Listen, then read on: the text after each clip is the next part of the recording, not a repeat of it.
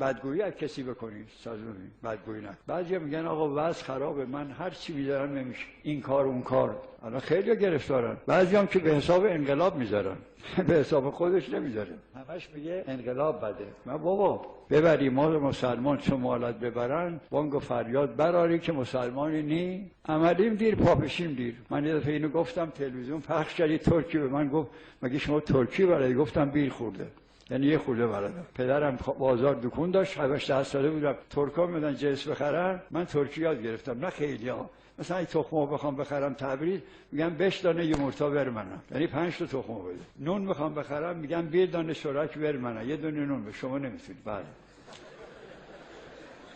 20 کیلو اوزون ور منم، یعنی انگور. اوزون یعنی انگور. ولی اینا یه خورده بعد میادم یاد بگه، جهنم بخواد بره راحته، چون جهنم ترکی حرف میزنه. نه حدیث داره بهش عربی حرف میزنن، نه اینکه ترکا میرن جهنم. ترکای خوب عرب میشن، آدمای عرب و فارس جهنم اگه بشن اونجا ترک میشن. به ترکا بر نخوره که بگن. یه وقتی آقای کنی در مسئله شیرین گفته بود یه ترکی داد و بیداد کرد، بابا من نگفتم تو میری جهنم، تو میری بهش عرب میشی. اونایی که عربن اگه جهنمی بشن چی میشن؟ ترک میشن.